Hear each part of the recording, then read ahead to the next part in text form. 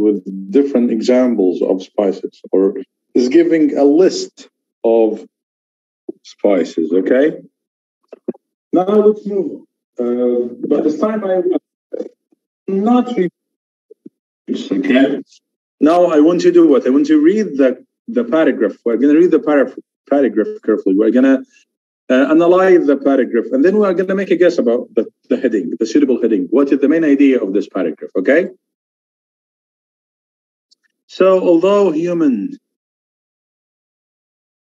communities were using spices tens of thousands of years ago, the trade of this commodity only began about 2000 BC around the Middle East. Okay, farley uses, okay, hey, uses were less connected with cooking. Wonderful. So it is start to give idea about cooking, right?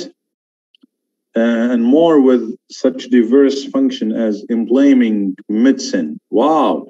So cooking and medicine, religion and food preservation. So what is the suggested title? If you read this part only, you are going to understand that this passage is about what? Yeah, can you give me some guesses about that? About the uses, right? Yes. You're going to think that this part is about the uses. Okay. Let's complete. Eventually, extensive over land trade routes, such as Silk Road, routes, trade routes, and maybe about trade routes. But the question is it a hint? Is it a supporting idea or the main idea? It was maritime advance in India to East Asia, which led to the most dramatic growth in commercial activities. From then on, spices were the driving force of the world economy, commanding such high prices that it pitted nation against nation and become the major impetus to exploration and conquest. It would be hard to underestimate the role spices have played in human history. Once you finish this part, you think that what is the main idea? What is the main idea here now? Once you read the last part, you're gonna realize that the main idea is what?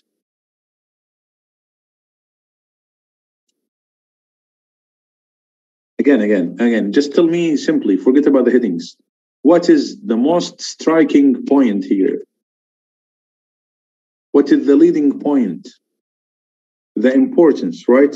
He said that it is hard to underestimate the role that spices have played, and they were the driving force of the economy. So I'm talking about the influence, the role of the spices, right? So simply, it is about the significance of the spices. Great. Now let's have a look at paragraph D. Originally, Muslim traders dominated these rules. Seeing spices leading ships from the Orient crossing Indian Ocean to Red Sea and Persian Gulf ports, from where camel caravans transported the goods overland.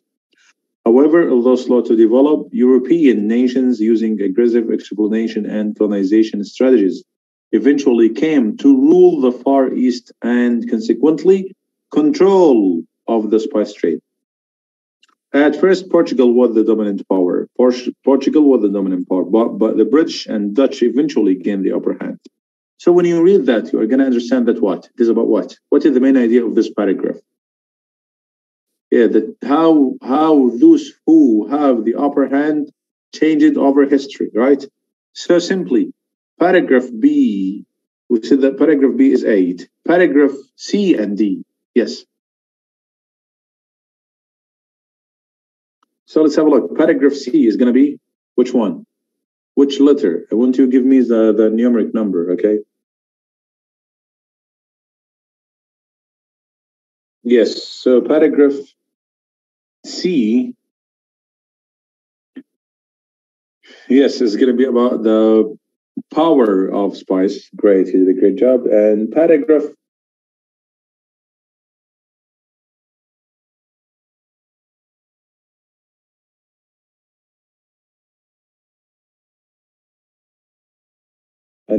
D is about what?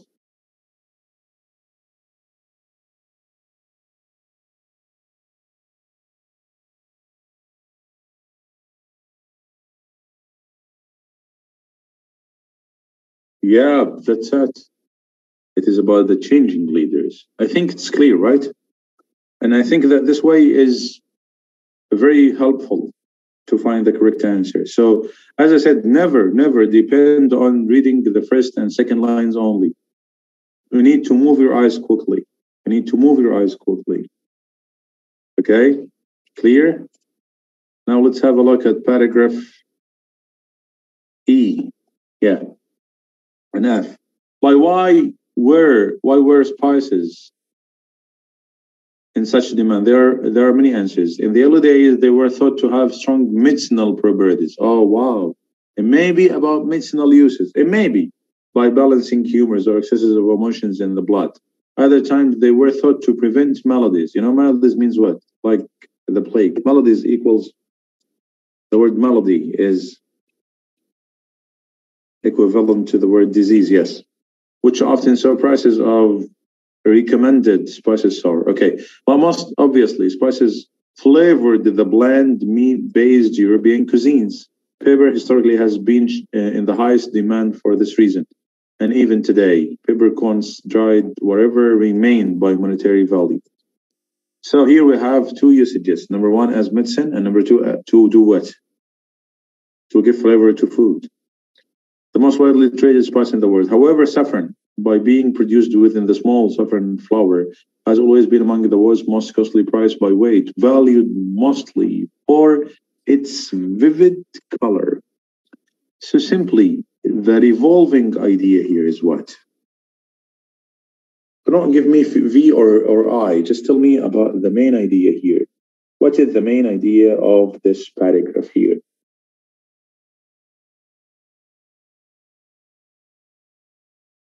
Yeah, the uses of spice. We can use them as medicine. You can use them to give flavor to food.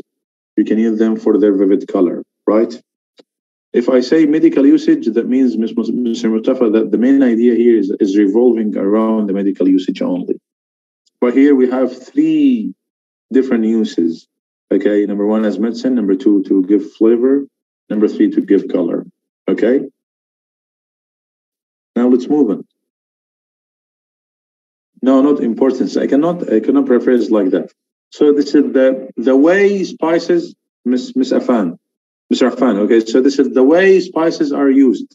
Okay, predictably, the majority of the world's spices are produced in India. Good. Although specific spices are often produced in greater amounts in other countries. For example, Vietnam, the largest producer and exporter of pepper, and Indonesia, holds a clear lead in nutmeg, and Iran in saffron, Sri Lanka in cinnamon. So it is very clear that here I'm talking about what? In paragraph F. Paragraph F is about the leaders or the places which produce the spices, right? So again, paragraph E and F. Okay, paragraph E. Which one is paragraph E? It's going to be I, yes, letter I. It's uses of spice. And paragraph F. Which one is paragraph F? Yes, the last one, X, spice providers. Okay, great. Now let's move on. This is the last paragraph. However, there are disadvantages in grinding spices. What does it mean by grinding spices? When you grind spices, of course, ladies understand that well. When you grind spices, that means you change them into powder. Yes, very good. It increases their surface area many times, accelerating their evaporation and oxidation of their flavor-bearing and aromatic compound. So when you grind the spices, this will accelerate the oxidation of their flavor and aroma. You know aroma? The taste and the smell. In contrast, the whole dried spices retain. The word retain means what? The word retain means keep. Keep what? Keep the aroma and keep what? The flavor. Okay? For much longer. Thus, the seed-based varieties, which can be packaged and stored well, are often purchased in this form. This allows grinding to be done at the moment of cooking or eating, maximizing the flavor and effect. So 100%, this paragraph is about what?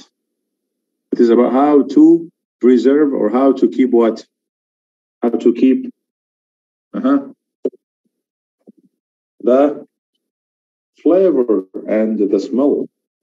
Keep the flavor and the smell.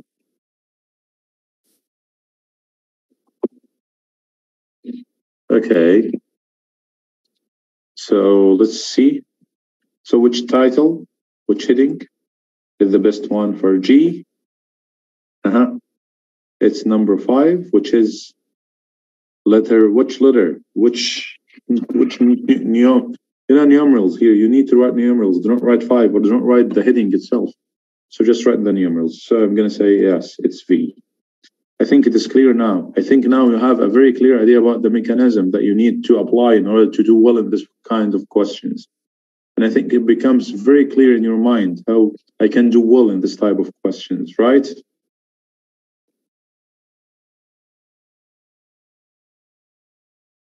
Okay. Of course, it's tricky. Now let's have a look at this passage. I want you to read this passage carefully, skim it, and just tell me what is this passage.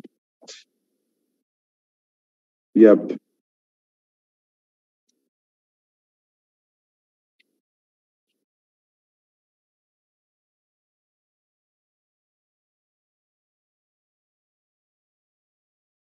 Yeah, what is this passage about?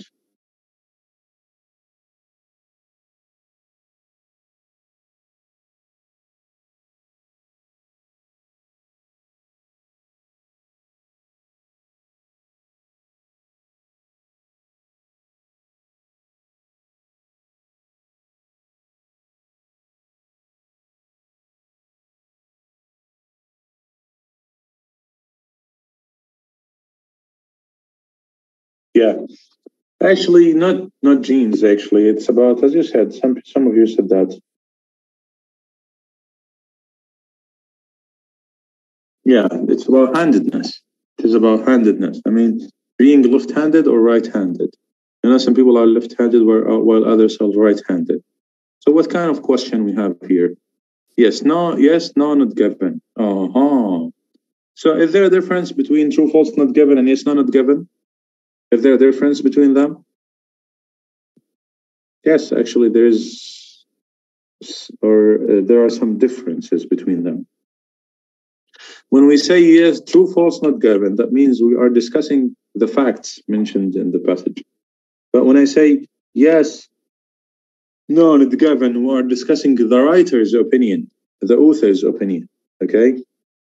Can I use true, false, not given instead of yes, no, not given, and vice versa? Can I say that sure and definitely no, you can't? Why? Because one of the main points here is to follow the instructions. The instructions tell you to write yes, no, not given, or to write true, false, not given. Which of them? It's yes, no, not given. So you need to stick to the instructions. So if I write true instead of yes, my answer is going to be considered incorrect. And if I write yes instead of true, my answer is going to be considered incorrect. So I need to stick to the instructions given to me in order to get a good score or in order to get the mark. Okay, clear? Good. So I'm going to say yes if the statement agrees with the writer's opinion. I'm going to say no if the statement contradicts the writer's opinion. And I'm going to say not given if I have no opinion about that. Yes, you can use TN or NG. No issue, by the way. No issue. Good. So let's have a look at the question. We have, by the way, we have about 7 paragraphs. So if you do not find the answer here, do not say it is not given. Just wait or hold on, and maybe in the coming paragraphs. Okay. Can I use T or N or NG in the answer sheet? I said yes, even if yes or no. I said no, you need to write yes or no. I think it is clear. No need to write Y instead of yes and N instead of no. It is not good. Okay. You can use TF, not NG, not TN. Okay. So The study, let's have a look at the first question. We need to analyze this question now. So the study of twins shows that genetic determination is not the only factor. So there was a study, and the study was made, yes, it is commonly in order. This study was made on twins, and it showed that the genetic determination, what does it mean by genetic determination here? The word genetic determination means what? It means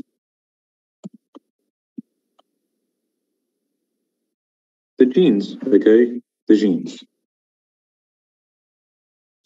So genes are not the only factor for left-handedness. I mean that there are many different factors rather than genes, which is DNA, as you said. And these are responsible for handedness. Okay. So can you find that here? I want to check the first paragraph, for example. Yes, Miss Nabila, it's the last line. You did a great job, mashallah. So if you go to the last line, 1 in 5 of identical twins involves one right-handed and one left-handed person, despite the fact that their genetic material is the same. Genes, therefore, are not solely responsible for handedness. So the word solely means what? Solely means only, alone. Yes, very good. So genes are not alone responsible for being left-handed. So in this case, I'm going to consider this sentence what? Yes, no, not given. What do you think about that? Of course, yes, because the information is the same. So this one is going to be yes. Good. Let's have a look. Mark Dax's report was widely accepted. When I say widely accepted, means what? The majority of people accept it or the minority of people accept it? Very few people. Widely accepted means the majority, most experts or most scientists accept that. Okay, very good. Let's move on.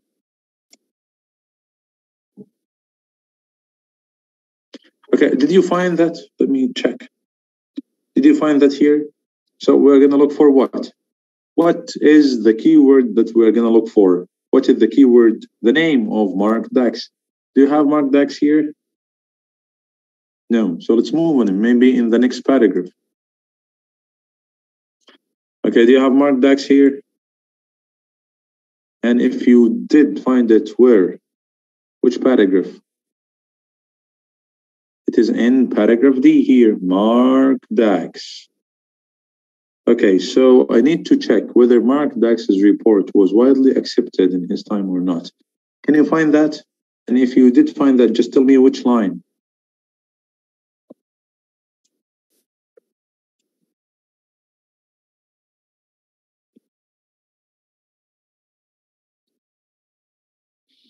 Not given. So do not, as I said, do not rush saying not given. It is in the 7th line. So I'm going to say 1, 2, 3, 4, 5, 6, 7. Okay, here. Other experts showed little interest in the Frenchman's idea. Who is that Frenchman? This Frenchman is Mark Dax. So other experts showed what? They showed little interest. So does the word little interest agree with widely accepted? Does the word little interest agree with the expression widely accepted? Of course, no, they do not match, because widely accepted means great interest. But here I have little interest. So in this case, it is going to be what? It is going to be no. No, do not write false. If you write false, your answer is going to be considered incorrect. So I need to write no. Okay, clear? Let's have a look at question number 3. John Wada based his findings on his research.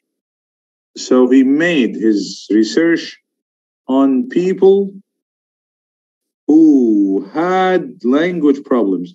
What are language problems? Something like what? Something like what? Can you give me examples of language problems? Like speech delay, okay. Stuttering, very good. Stammering, right? So stuttering and stammering. Okay, aphasia. These are all different kinds of speech problems.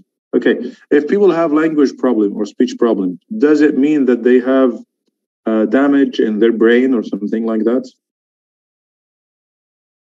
No, they are normal people, right? But the problem is that they have some problem regarding language, and by therapy, their conditions are gonna be better, right?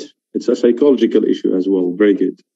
Speech therapy. So it is not about the brain. Okay, so let's have a look here. So what we are gonna look for? We're gonna look for what? Simply and easily. We're gonna look for the name, John Wada. Great. Do you find John Wada here? Do you find John Wada here? So simply we need to move on. What about this paragraph? Do you find John Wada here?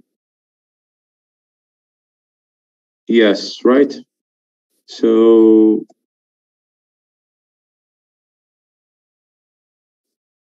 okay, now let's have a look. So John Wada devised the first test to provide access to the brain's functional organization of language by injecting into the right or left carotid artery. Wada temporarily paralyzed one side of a healthy brain, enabling him to more closely study the other side of capabilities. That's it. This is all what we have about John Wada. So do you have any indication about the people on which John Wada applied his study? Where? If you say yes, or just where? Functional organization of language. We do not refer to any language problems, right? Language, we do not. We talk about functional organization of language. That's it. So can you say yes? Can we say yes? Or can we say no? Actually, no, we cannot say yes or no. So in this case, it is going to be considered what? It is going to be considered not given. Not given, because I cannot say, I do not, the passage doesn't specify, or the writer doesn't specify the people whom were subject to the study. I mean, whether they had language problems or not. Okay? Let's move on. And let's have a look at the last question. We have one more question here. Left-handed individuals are thought to have more stable and successful relationships. What does it mean by more stable and successful relationships? That means they are in harmony with their family members and they are in harmony with their friends, right? So let's have a look at paragraph F and G, and let's have a look. Line number 3, right? Good. So line number 3. Left-handed, right-brained individual thought to possess more creative skills and may be better at combining functional features emergent in both sides of the brain. So what do you think about number 4 here? What do you think about the statement in number 4? If you say no, that means they do not have stable and successful relationships. If you say no, okay? I mean that my question is, does the passage or does the writer specify that these people have stable and successful relationships? Do you have a proof? Do you have an evidence about that? Yes or no? If you do not have an evidence, that means this sentence should be considered what? The sentence should be considered not given. Yeah, that's it. So it is also not given. I think this type of question is now clear also to you, right? I think now it is clear to you. Now let's move on to another type of question. It's on the same passage, by the way. It's on the same passage. But here we need to do what? We need to match the person with his opinion or his finding. So which is better, to look for the findings or to look for the persons? To look for the names, right? So I just need to read the name, look for the name. Okay. Okay. Let's have a look. And Marianne Annette. Do you have Marianne Annette? Yes, we have it here, right? So what words may help me? I need to look for the findings, right? So as long as I'm looking for the findings, so some expressions like hypothesized, okay.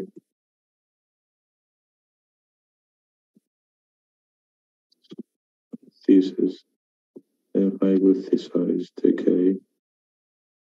Hypothesis, speculate, speculate, okay.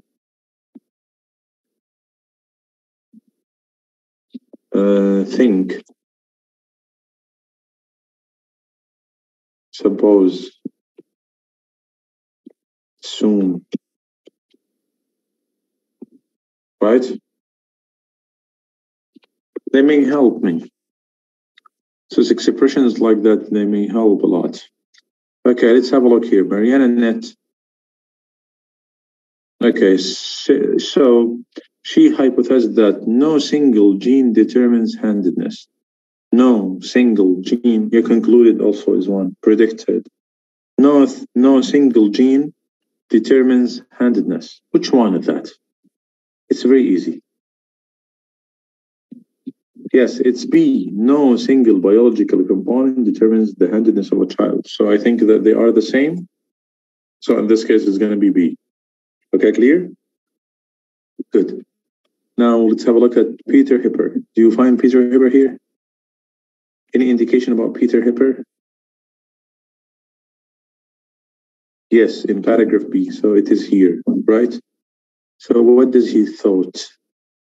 Yes, what did he suggest? Yeah, where you can find that. Once you move your eyes quickly on that part and try to check. Yes, the last line here, I think it is some lines above. Let's look here. Hipper speculates that fetuses, fetus. The fetus is the unborn baby, the embryo, not embryos.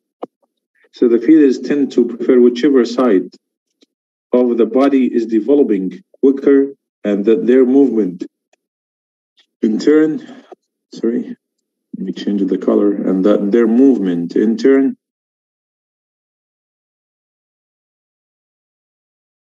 influences the brain's development. So simply, which one is that? Yes, that's it. You are great, mashallah. The rate of development of one side of the body has influence on the hemisphere preference in fetus. I think it is clear, right? This one is simple and to the point. It is a very direct one. No tricky points here. Good. Let's move on.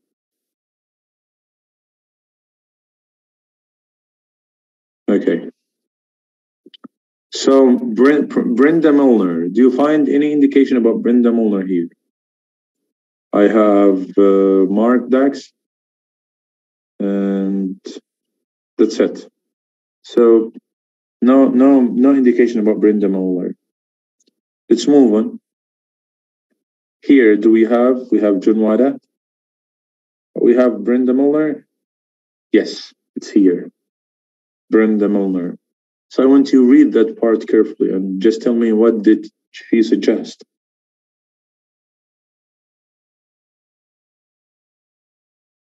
Look here, that confirmed the theory, and yes, this is their theory. In 96% of right-handed people, language is processed much more intensely in the left hemisphere. What does it mean by hemisphere? Hemisphere means what, Hemisphere means half, yes. Half. So which one? Which finding? If you look here, language is processed much more intensely.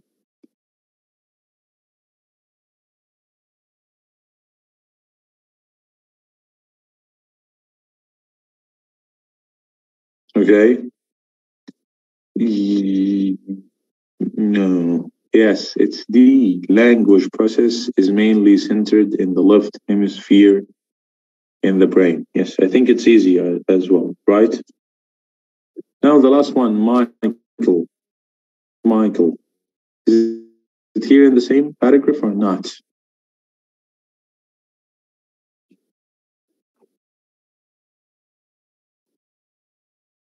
Uh-huh. Yes, in the fourth line. So here, okay. This is his name, okay. And he did what? He suggested what? The fifth last line, yes, very good. And he suggested he think that the origin of human speech lies in gestures. You know, gestures, the movements of hands or body, predated words and how language emerged. If the left hemisphere began to dominate speech, it would have dominant gestures too. And because the left brain controls the right side of the body, the right hand developed more strongly. So it is simply, yeah, as you said, actually, yes, this is the correct answer. This is the correct answer. So we said that Mariana Nat takes which one? Again, let's revise the answers. Let's revise the answers. So we said that Mariana Nat is gonna,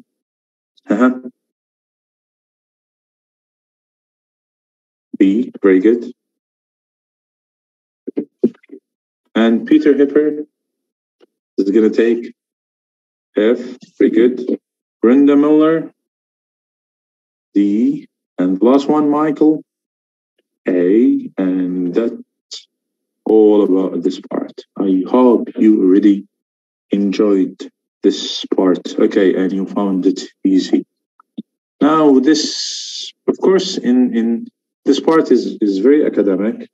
If you are talking about the general training, in the general training, you will find more simpler, but the same techniques, the same types of questions, but on a simple basis, okay? Now, I promised that I'm gonna provide you with a surprise at the end. Can you make a guess how many correct answers you need to get band 5, for example, in academic? Okay, band 7 in academic. Band 7. Yep. Look here. Actually, as you see here, there's a big difference between academic and general training. By the way, the difference between academic and general training in the marking scheme is a whole band score. I mean that if you got 15 correct answers in academic, that means you're going to get band 5. However, 15 correct answers in general training are going to give you band 4. So yes, the general training is much more easier, is much more attainable, and the academic is much more tougher and challenging, but actually getting a high band score in academic is easier than in general training, and I think it is fair, right? What about total? Total what? I mean, do you mean the band 9, for example? Band 9, 39 or 40, by the way. 39 or 40 may give you band 9. Okay? Clear?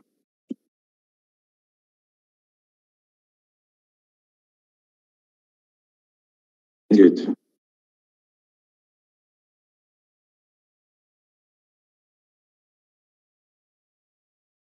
So we are approaching the end of our session. Maps and diagrams are not in reading.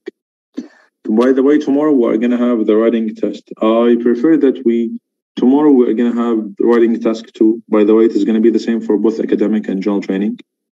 So the tomorrow session is gonna start at 5:30 in its timing, from 5:30 to 9:30. Okay. So again, tomorrow session, we're gonna tomorrow. You are gonna know that tomorrow. Don't worry. By the way, tomorrow's session or the coming sessions are the most important sessions ever. If listening and reading are important, the coming ones are extremely important because they are going to tackle I don't know, Miss Hannah, actually, what do you mean by the last exercise? So you may discuss that because it's going to be difficult for me actually to go back again to the last exercise one more time. So just you can discuss that via the WhatsApp group, okay? So let me, I, how to solve what? Which one? I mean, the whole exercise is going to be difficult, of course. It's kind of confusing. As I said, you need to look for the name of the person. You need to understand what did this person suggest, okay? And then you need to match it. I think some of our brothers and sisters took some screenshots. I think they are going to be helpful for you. Now it's time for questions. As I said, I'm going to allocate some time at the end of the session for some questions. So if you have a question, I'm all ears. Actually, are we meeting at the same time? Yes, tomorrow we're going to start at 5:30, inshallah, for writing task 2. Since the screenshots exercise 4, okay, this is for you. The diagram labeling, if anyone has taken, kindly add me. Okay. So, yes, just write down your questions, please. Write down your questions if you have a question. Okay. Okay, that's the end of our session. I hope that by the end of the session. Okay, Cambridge books harder? No, they are not harder actually. They are normal. It's normal because Cambridge books are previous tests. Okay. What stuttering in the speaking section will affect? If you have a problem like that, you can enclose or attach a medical report that you have this problem, and they are going to consider this point, by the way. Tomorrow, all writing? Yes, tomorrow we're going to have writing task 2, and it's extremely important to guys with preparation. Will it be possible to get by 7? Why not?